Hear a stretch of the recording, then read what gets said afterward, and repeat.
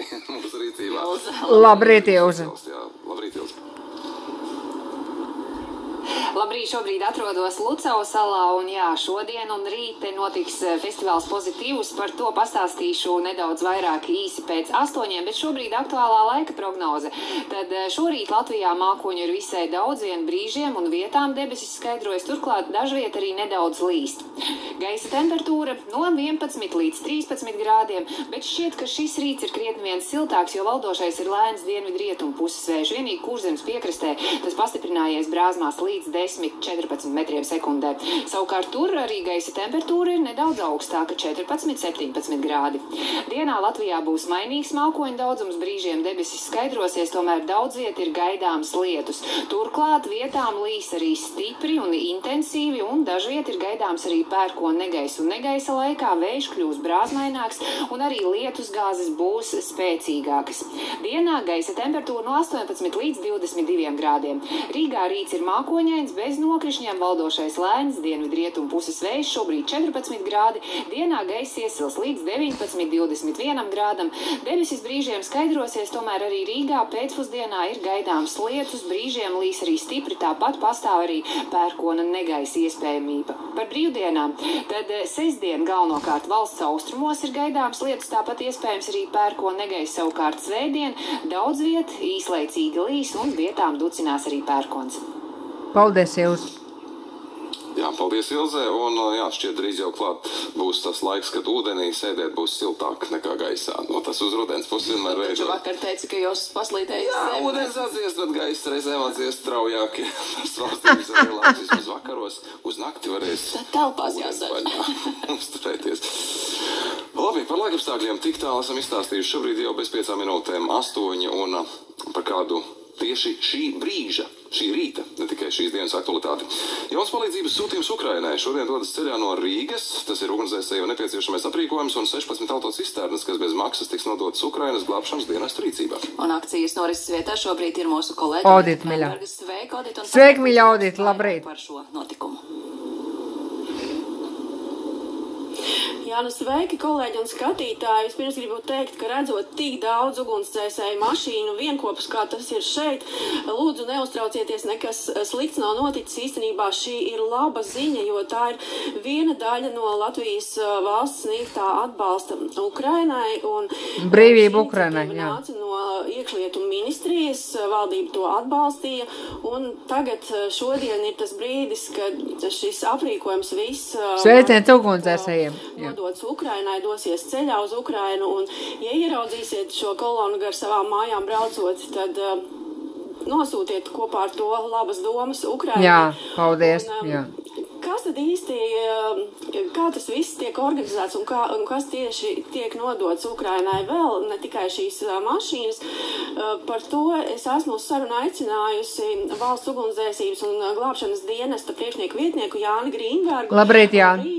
Pastāstiet lūdzu vairāk par to, kas tad vēl ir šajās mašīnās. Jā, mašīnās... Jāsaka tā, nav tas viss, protams, kas mums ir ikdienā piekrauts, pielikts un sagatavots, lai mēs dotos uz notikumiem. Ja tā drīkst teikt, šeit ir dažāds aprīkojums, ko mēs sazinoties gan ar Ukrainas pusi, gan citiem kontaktiem, tātad esam sapratuši, ko mēs varētu iedot palīdzībai, lai Ukraiņu pusē būtu vienkāršāk un šīs te nepieciešams aprīkojums, ar ko glābt cilvēks un doties notikumiem. Tā kā mašīnas ir 16, bet ir arī aprīkojums durvju atvēršanai, ir aprīkojums tāds kā hidrauliskais instruments, kas ir nepieciešams notikumos, un tātad dažādi citi tehnika un teiksim, resursi, ko strādāt ugunsgrēkos un glābšanas darbos. Dosies ar šīm mašīnām kopā arī jūsu darbinieki, un es saprotu, ka ir bijis liels konkurss, lai tiktu vispār šurp, jo es saprotu, ka ir pieteikušies vairāk nekā 100 cilvēki, kas gribētu braukt kopā ar šo sūtījumu, lai to nodotu Ukrainai, un kā tad jūs atlasījāt tos, kuri brauks? Jā, konkurss bija liels, virs 100 laikam nebija, bet tuvu tam bija 90, laikam 6 cilvēki bija pieteikušies. Atlase nebija vienkārši. Mēs skatījāmies cilvēkus vai autovadītājus, kam ir šī speciālā arī kategorija, jo šeit ir vajadzīga kategorija C, lai varētu braukt ar šo transportu, un skatījāmies, protams, viņu pieredzi, skatījāmies viņu tehniskās iemaņas. Mēs pielietojam arī reģionālo principu, lai nebūtu tā, ka šie te autovadītāji vai cilvēki tikai no vienas Latvijas puses, tātad mēs centāmies iekļaut visus reģionus, un ar plus mīnus mēs esam sadalījušies tā, ka no katra reģiona ir vienāds cilvēku skaits šeit, un tie bija tie galvenie kriteriji. Man mīļējot ugunsdzēsēji. Protams, kriterijs arī bija kolēģu rekomendācija, ka šis cilvēks tiešām ir spējīgs doties tādā ceļā un ne tikai braukt ar transporta līdzekli, bet sniegt kaut kādu tehnisku atbalstu viņiem, ja ir nepieciešams un uz ceļa kaut kas, ziniet, ceļš gars varētu viskaut kas gadīties. Jā. Un droši vien var teikt, ka savā ziņā no katra šī cilvēka, kas jūsu darbinieka, kas dodas nodot Ukrainai šīs mašīnas, dodas ceļā uz Ukrainu šodien, no katra šī darbinieka tas arī ir savā ziņā ziedojums, jo šie cilvēki tomēr ir,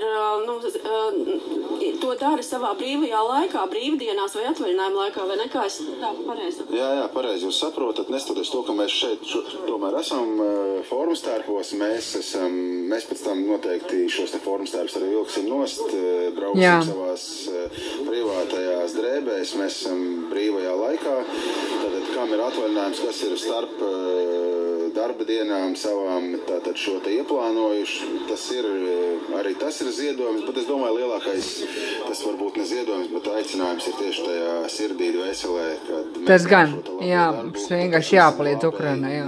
Tas gan. Viens par visiem, visu par vienu. Tieši tā. Un kurp jūs dosieties tieši, kāds ir jūsu maršruts? Kam tiks nodotas šīs mašīnas konkrēti?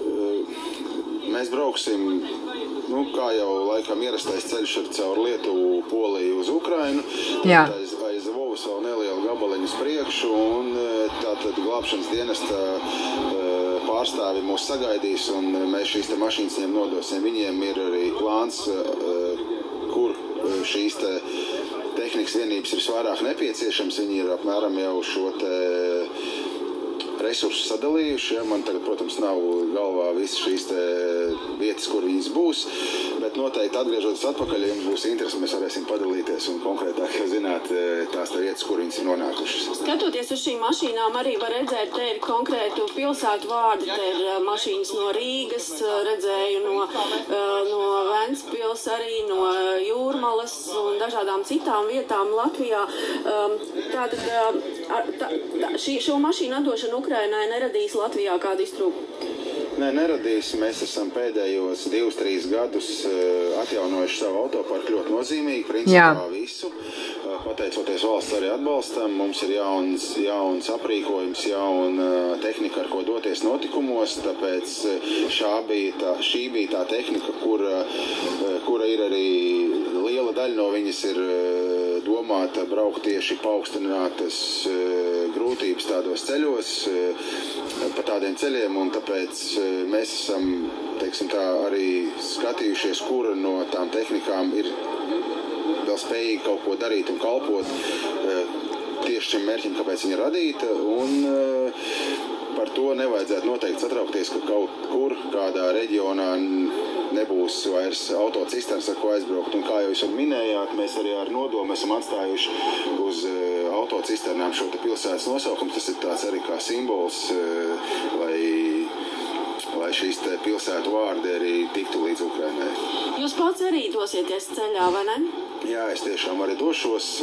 Kāda jums bija tā motivācija? Man tieši tāda, es esmu bijis ugunsdzēsējs, tāpatās kā daudz no šiem te puišiem, esmu daudz gadus pavadījis dežūrmaiņā, man ir šīs te kompetences nepieciešamās, lai dotos. Mēs esam ar šiem te kolēģiem daudziem arī bijuši dažādās citās misijās, plūdos Polijā, kādreiz daudz gadus atpakaļ.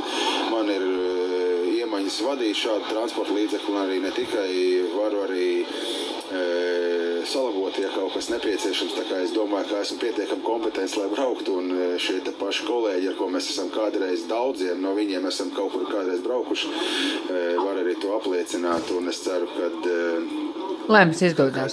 Mums būs būs tiešām drošs ceļš kopā. Mīļā Latvija, jā, brīva Ukraina, jā. Lai tā arī notiek, kā jūs teicāt, skatos, jā, pulkstenī un skatos jau arī braucēji visi šeit ir sastājušies gatavi doties, laikam jums jādod jau ir starts. Jā, tieši tā, mūsu plāns ir izbraukt 8, skatos, mēs jau dažas minūtes esam pāri, bet noteikti rekojas. Bet tas nekas, viss būs steigās, jā. Tā kā viss būs kārtībā. Paspēsiet visu. Noteikti esmu pārliecināts par to, ka mans kolēģis, ar ko mēs būsim mašīnā, gan jau man noinstruēs par to, ko viņš šobrīd diskutē. Un, jā, taisnība jums ir, mums jādodās. Lai veicās. Lai veicās. Skatītāji, kā jau dzirdējāt, mums jāļauj doties šai kolonai arī ir ceļā un tādēļ ar šo arī beigšu. Šo tiešai tikai pateikšu, ka kopējā Latvijas daļa, ko mēs esam snieguši Ukrainai, ir vairāk nekā 892 miljoni eiro jau. Tur, protams, ir gan militārā, gan civilā palīdzība, gan arī valsts, gan ziedotāju dotais, bet tā ir ļoti liela summa un Ukrainā vienmēr visi ir ārkārtīgi pateicīgi par to un novērtē Latvijas sniegto atbalstu. Tā kā turam īkšķis, lai viss labi veicis un visu labu un kolēģi vārds jums. Paldies, Odita. Paldies par šo reportāžu, jā, un atgādināšanu. Tātad 16 ugunsdzēsēju autocisternas šobrīd dodas ceļā, tādēļ iedzīvotājiem, ja jūs to redzat, satraukumam nav pamata, gluži pretēji darām labu darbu, tas ir ziedojums Ukrainai. Mēs ziedojam Ukrainai brīvību, jā. Dažādiem transportiem, un, piemēram, arī šovakar to var darīt, dodoties uz koncertu Braspar džipu Rīgā, kurā uz vienas skatuves apvienosies profesionāli metālpūšamu instrumentu mūziķi. Ieeja šajā koncertā būs par ziedojumiem, un par tiem savukārt tiks iegādāts džips, kuru personīgi uz Ukrainu nogādās trompetists Kristiāns Kalva.